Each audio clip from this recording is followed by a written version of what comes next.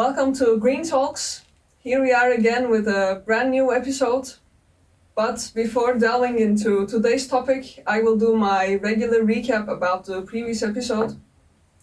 In the previous episode, I had the pleasure of welcoming Milan Flicek from Our Shift, a Copenhagen-based fashion studio, and we talked about textile waste management and how Our Shift precisely working with upcycling in that field.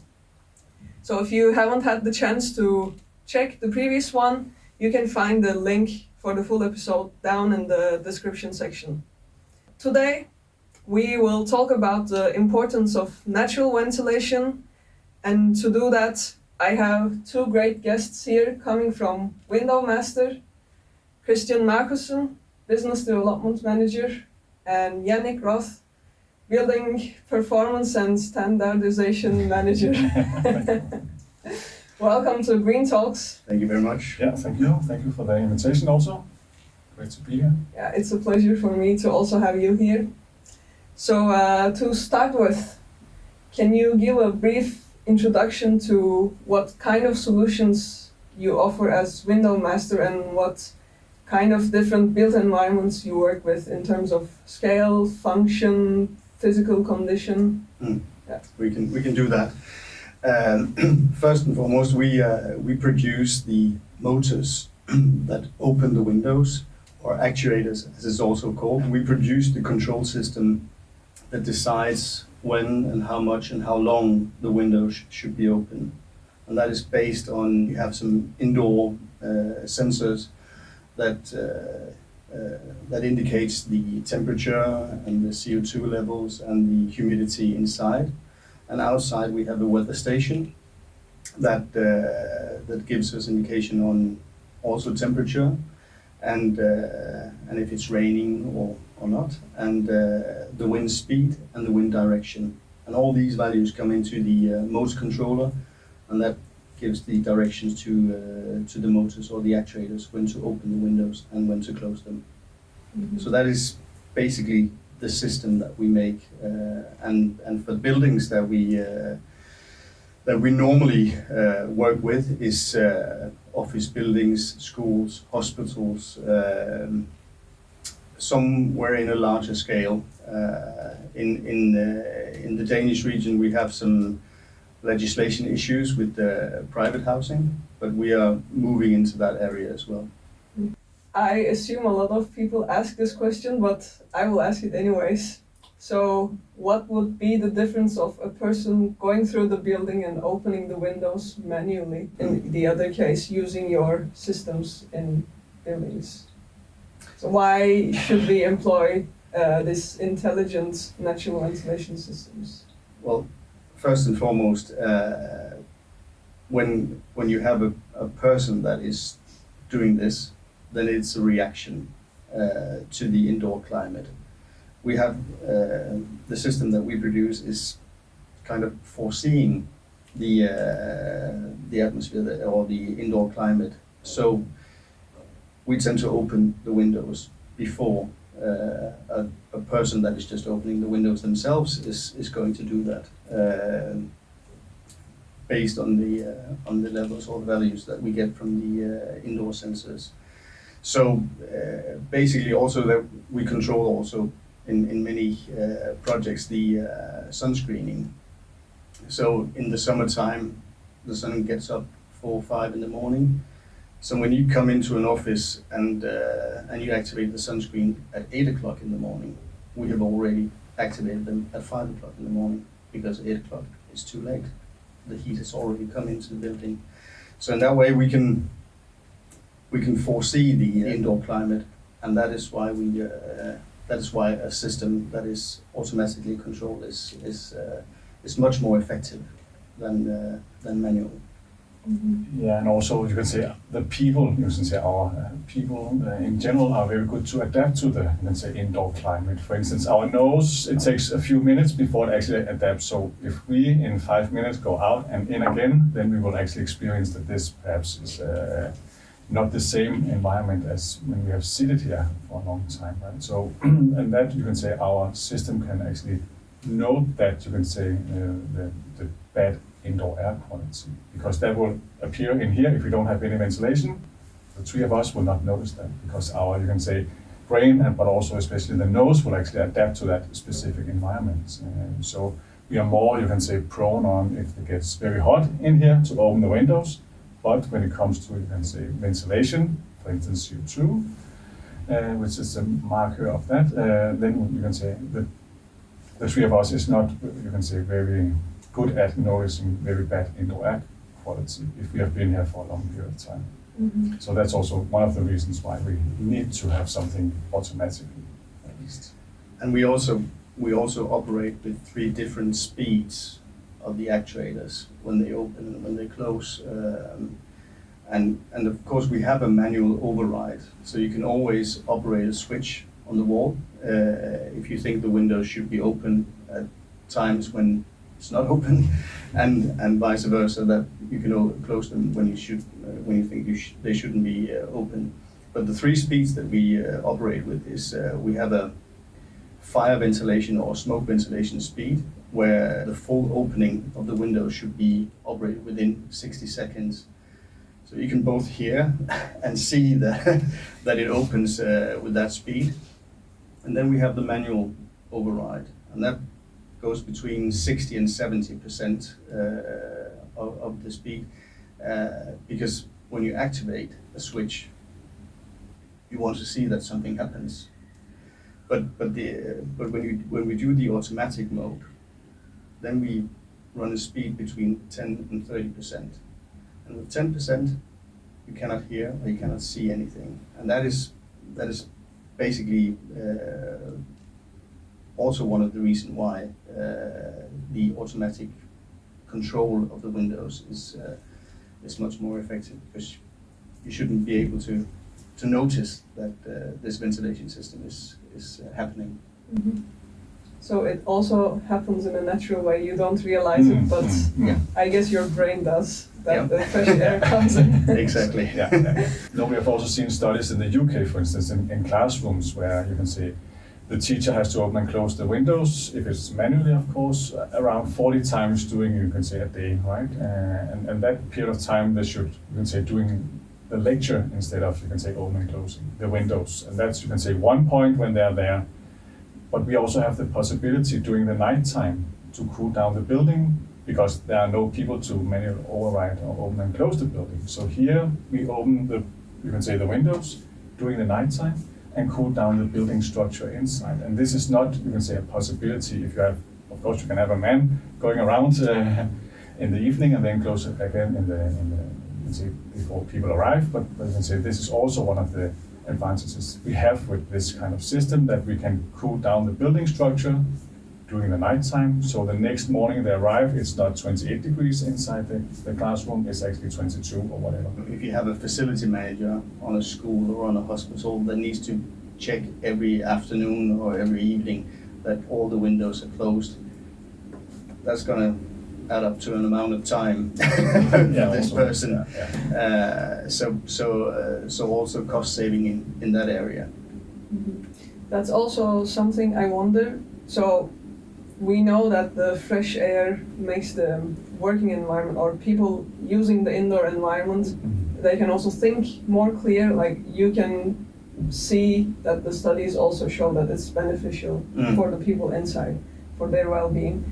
But what type of other benefits does it bring using these systems?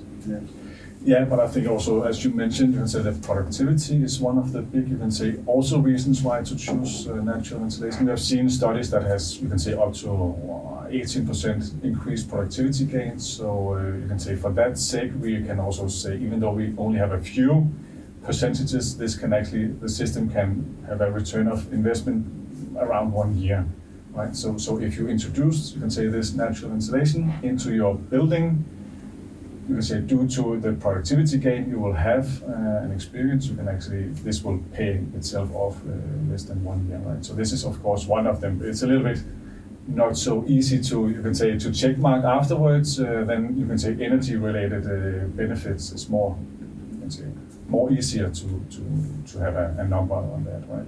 But we can also have, you can say, introduce the system will also decrease the energy. So of course the cost for the energy. It will also, as we have mentioned many times, you can say the embodied carbon, that's a huge factor also in Denmark. You can say embodied carbon is something that goes to you can say all the materials we use inside a building, an office space, for instance. It can be glazing, windows, doors, bricks, but also you can say all the ventilation systems. And here, our, you can say, main purpose is actually to reduce the greenhouse gas emission, and compared to, for instance, a mechanical ventilation system is 20 times lesser embodied carbon compared to, you can say, these big mechanical ventilation system where you need ducts, you need air handling units, you need a lot of things. So this is, especially in Denmark, it's getting very, very, you can say, critical to reduce this greenhouse gas emission when you build new buildings, but also when you have refurbishment or transformation of buildings. So this is a very key, you can say, factor for, you can say, for our systems also going forward. And just to add a bit to what Jannick is saying about the embodied carbon, in Denmark, if you just take the large chunks of the mechanical ventilation system, it's about 10% of the entire emission of a building. And we just saw yesterday actually that recent British studies that buildings in use is between 40 and 47% of the entire building which goes to the HVAC system, the mechanical ventilation.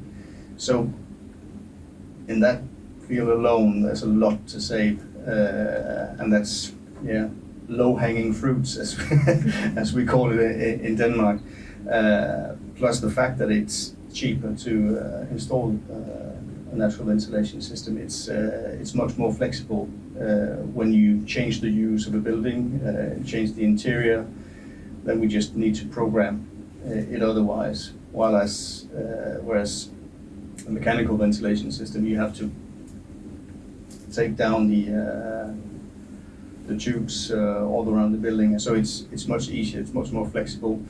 And you can save space with natural ventilation. When we go out and talk to architects and engineers about this, we get this question every time: why don't you do this every time then? and I think basically it's because of history. We need to facilitate a change in perception of how you can do ventilation. I also think maybe it brings benefits when they need maintenance as well compared to mechanical ventilation. Absolutely. Yeah. You can say there are no filters to be replaced, right? That's also a huge cost for some of the, you can say, building owners, that they need to change the filters. And also what we have seen is actually that all the ductwork in mechanical ventilation should be maintained clean, but it's rarely done, right? So that's also one argument that you should, for cost savings, go to the natural ventilation approach, but also that people, you can say, when you are in a room and you can see your window open during the day, you actually can feel also the fresh air, whereas if you have, you can say, mechanical duct ventilation, then you cannot, you can say, see or hear anything, and sometimes you're not even sure that it's actually working, right? Probably. So that's also, you can say, that people can more relate to the fact that the window open and closes, of course, and they can override the system if they want to have the windows open now. They can actually influence their own indoor climate, and this also helps that they are actually more happier or more satisfied in being in these kind of environments where they also can, for instance, have set the temperature on the heater, for instance, but they can also have the influence on opening and closing the windows and see that it actually does open during the daytime due to, for instance, increased CO2 levels or whatever, right? So, and this is also why, for instance, we have a system where you actually can have an app into that also system and see your own zone. And for that app, you can see the temperature, your CO2 levels, and you can actually also open and close the windows in that app. So you can actually go inside and see, okay, my window's open now due to high CO2 level, and get an insight of your own working environment and space also. And of course, adjust some of these values that are related to the control of the system, right? So this is a very also important, you can say, aspects of the natural ventilation that people actually also can follow this, you can say, the indoor climate do throughout the day. Yeah, and to add a little bit to what Jannick is saying, and Jannick has all the numbers on that one. We did a building in Norway where the developer was sick and tired of the level of technicality that was in his buildings, primarily office buildings, and they experienced that when the projects were on the drawing board, there was one calculation on energy use, etc. And when the buildings then came into use, it was sometimes twice as high as calculated initially. So they had this thought of making a building, and they did the groundwork thoroughly. So they had a team of engineers and an entrepreneur that was keen on doing the project, and they built. It's called Vertikal Nydalen in Oslo, and they finished this building 1.5-2 years ago, and then they collected data the first year, and they were doing a textbook example on sustainability on this building. And actually, they just did a recent seminar where they revealed all the results after the first year, and what they experienced is actually that this building, energy-wise, is performing 30% better than initially calculated, whereas most of the building is using twice as much. And it's based almost entirely on natural ventilation, this building, and it has shops in the ground floor, and then on the first half of the building it's offices, and then on the top floors of the building it's housing. So we have all sorts of, it's mixed use in this building. So it's also stress tested in that way in terms of use. So and these results, maybe you can tell a little bit more about the user survey they did, and the particle measurements and the energy use. Yeah. I have just a few notes here, but it's a very interesting building because you can say it's Oslo, where it's very cold outside. That's, you can say, another environment also. But we also have a building owner which have, you can say, is called Avanta, the building owner, and he's one of the leading, you can say, entrepreneur in that particular area and property development also. And he's, you can say, throughout, I think it was the past 3 projects he did, actually was showing that, you can say, all these technical equipment was actually consuming around 40% of the total cost of that, you can say, of all the buildings they have made, right? So I think it was 39% in one of the building, 46% in another building, that these, you can say, technical equipment like lighting, ventilation, for instance, heating, cooling, and so on, was actually taking up of the, you can say, of the money. So for that sake, he wanted to do a building which was, you can say, completely keep it simple approach, and that was where this, you can say, Vertikal Nydalen was born on that approach. And so that was, you can say, one argument to introduce these kind of simple systems, of course. But also, you can say that they want to have a building where, you can say, they call it 000, where you can say they didn't have you can say, to purchase energy for heating, cooling, ventilation, and lighting also. So everything should be, you can say, done on, you can say, on building level, that they combine different solutions here. It's not only natural ventilation that achieved, you can say, the whole thing, but it was one of the also the main points. You can say now they have a floor to ceiling height of 3.5 meters. Because normally when you have a mechanical ventilation system, you need ducts, you need suspended ceiling, and this suspended ceiling is around 1 meter. So normally, you can say they will have, you can say, 2.5 floor to ceiling height. But due to the fact they chose the natural ventilation solution, they got 1 meter extra height inside the space. We have done a research project on the site, which is also shown that you can say the natural ventilation system is actually much lesser, you can say, embodied carbon compared to if it was a mechanical ventilation system. But also the building in general actually save around 50% greenhouse gas emissions compared to a traditional, you can say, building of this material, of course. So this is also a key point.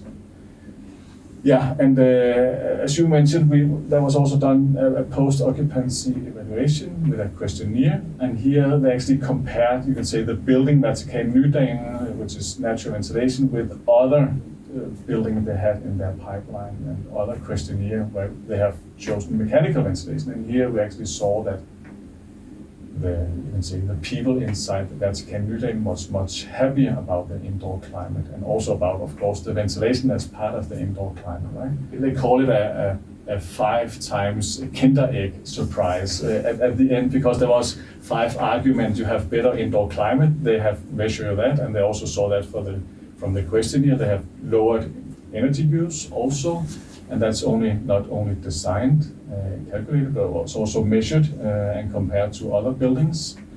And then they have, you can say, the construction cost was actually also much cheaper due to the fact that these 40% was not there anymore of the capital cost.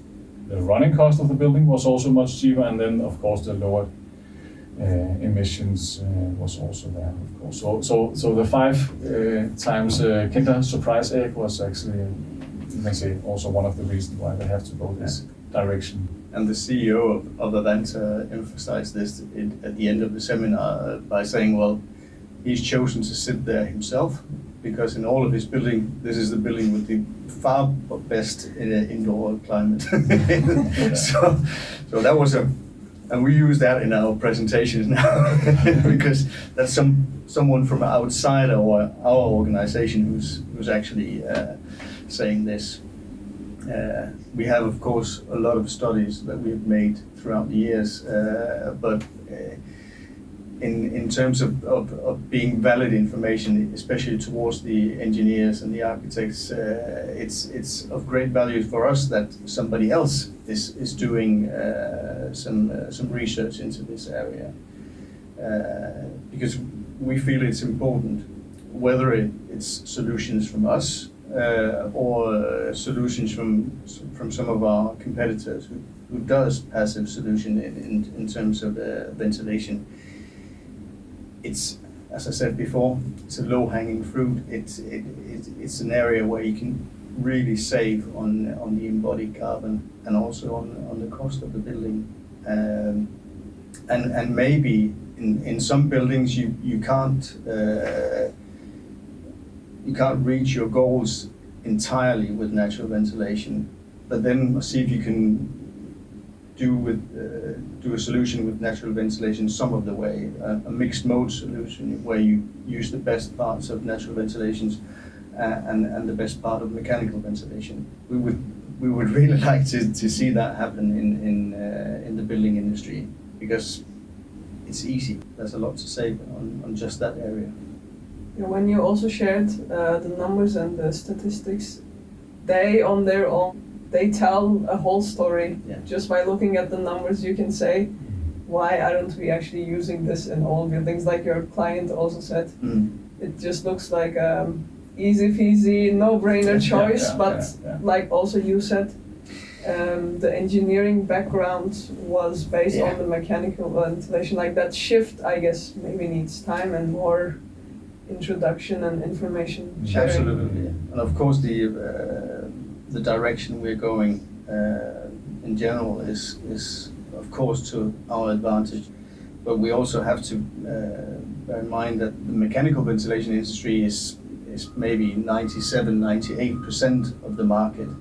So we're a small player, and our competitors, just the same as us, are small players in this market. So we need all the channels we can get to spread the word, and of course the facts. Mm-hmm. So I guess that's one of the challenges you faced, and increasing the percentage you occupy in the market. But I also wonder, you mentioned you also work with renovation projects. What type of challenges that might be coming from working with existing materials and maybe also old materials? How do you overcome, how do you adapt into working with different buildings, let's say? Well, basically, you can say that if there's an opening, we can open it. So actually, whether it's a transformation of a building from one use to another, or just a general renovation of a building, if there are window openings or other types of openings, we can open them. We can include them in a natural ventilation system. So in that way, it's easy to adapt. Also in the renovation and transformation phase. So I don't see any obstacles in that area. No, I think also when you do a refurbishment, you actually also change your facade, for instance, because it's single layer glazing or very poor insulated windows you have. So in that matter, you actually, you can say, anyway, changes, for instance, the facade or the roof windows. And in that matter, we can actually easily, you can say, incorporate our actuators into the new window frame, right? But that being said, as you also mentioned, Christian, we also have, you can say, protected houses where we actually did, you can say, mount our actuators on existing windows, window frame, actually also here in Copenhagen a few times also, so that's also a possibility. But what we mainly see is that when the housing or the different, you can say, dwellings or offices is being renovated, is mainly, you can say, the insulation of the facade, and then the change also the windows. And in that matter, it's quite easy for us to implement, you can see, our actuators into the new profile at least. That's another advantage of using your products and the systems, I guess. It's easy to adapt, and you can also save the existing material. You don't have to buy a brand new window. You can just bring and adapt the products, and it's not.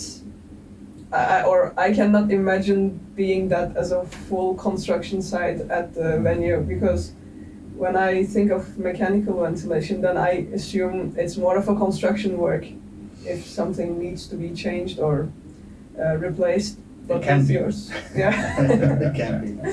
So it's also less of a hassle for people using the environment if something needs to be done or changed, I guess. Absolutely. Since Green Talks is also about us talking about different aspects of sustainability, I can also hear using natural ventilation systems is connected to several different aspects of sustainability, not just people's well-being or not just energy efficiency, but it actually has a broad spectrum where it touches to different points, sounds like. Absolutely, and we have also taken it a step further, because as a company we have also decided to walk the talk. So we have we've complied to the SBTI targets. So we have some goals internally in the company as well. The fleet that we have of cars and lorries have to be electrified by the end of this year, and we need to have a circular production within 2030. So we have some really big goals on that area, and we have also made a take-back guarantee on the products that we sell. So we promise to take them back and reuse as much as we can. We have found a partner here in Zealand who can help us with that, so we can actually reuse up to about 96% of the products that we send out. We have actually developed this to also take back competitors' products, and we did that at Hillerød municipality a couple of years ago, where it was 88% we could reuse. So we say we walk the talk as well. So the possibilities are also wide in a way to Absolutely. how to use the products. Absolutely. Yeah. But I think I also agree with you that sometimes we even say now we talk about the social part of the sustainability with indoor climate and so on, but I think also we try to see what economical benefits we can have for our systems, but also especially the environment's benefit, right? Because at some point we will reach a tipping point where we cannot restore what we have, you can say the current globe, the current planet also. So this is what we need to, you can say, think about in our daily life.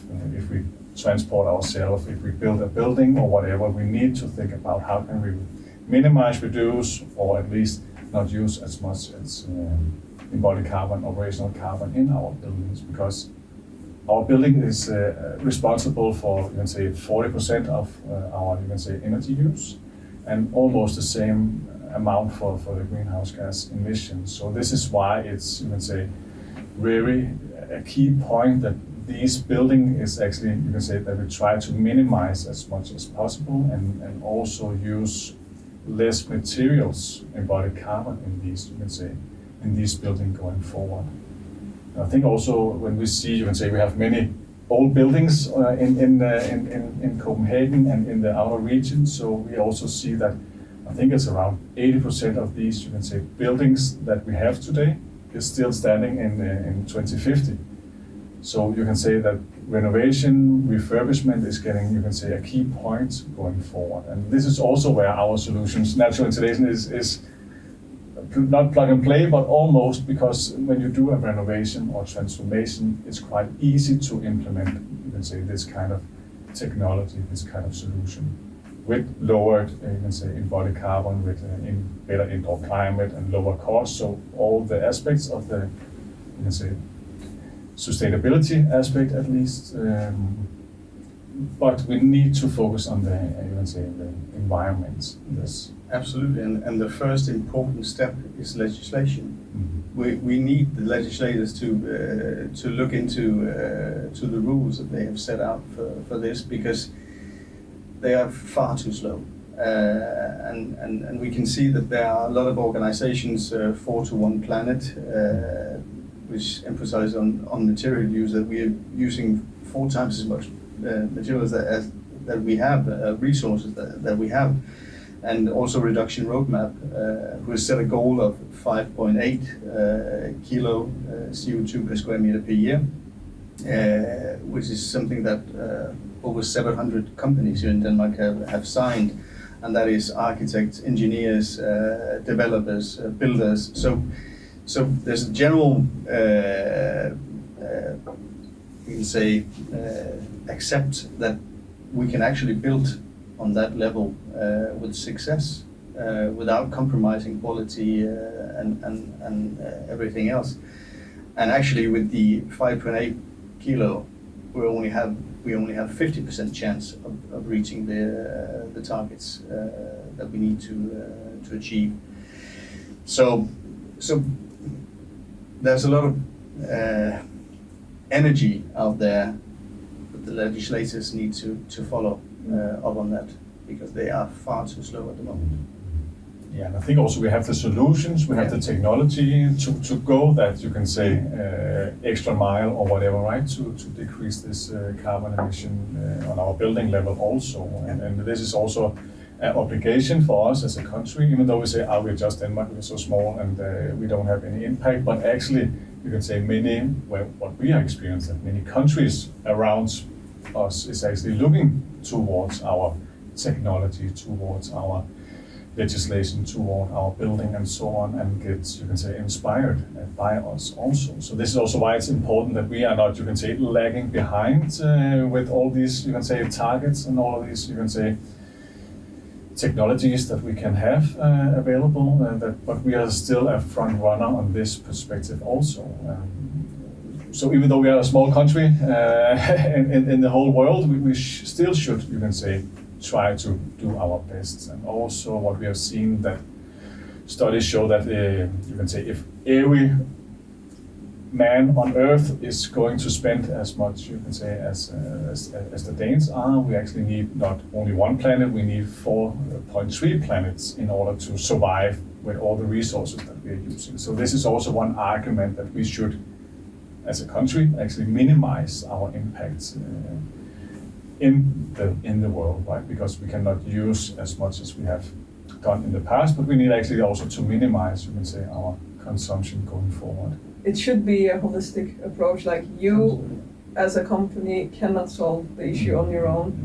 You need all the other stakeholders. The legislations needs to also adapt in such ways that would support the advancements in technology and systems and products. So it's like it should be more than 1, 2, 3, 4. But yeah, it should be a whole collaborative process of meeting. We would very much like that. Yeah, definitely. But we see some legislation, for instance, in London. They have this called London Plan, right? Where one of the key points is that you have to use passive means before going to active means, or at least try to explore or investigate the possibility to use passive means. So passive means could be daylighting, be solar shading to, you can say, minimize the heat gains inside the building. It can be natural ventilation and so on. It can also be a green field outside. That's also something that actually will help. But you need to investigate to see how much can you actually reduce, minimize, how much can you use passive means before going to these active means, for instance, a bulb like this, and so on, right? And that's, you can say, the first step that you actually try to look at these passive means before you actually go into these, you can say, more consumable energy-wise products or solutions also. So of course we see some smaller changes here and there, but we need to look also at the bigger picture at some point, right? So from a product and the system, now we also showed that it has in a way a global impact at the end, how we work around different solutions. I had some sort of understanding of natural ventilation and its benefits, but also hearing them more in numbers and details, and also the insights coming from the clients. So it can definitely be done, and hopefully it will also gain more importance. Yeah. But thank you very much for joining Green Talks. It was such a pleasure to have this talk with you. Thank you for having us. Yeah, thank you for a nice discussion. Yeah. And thank you for watching us, and see you in the next episode of Green Talks.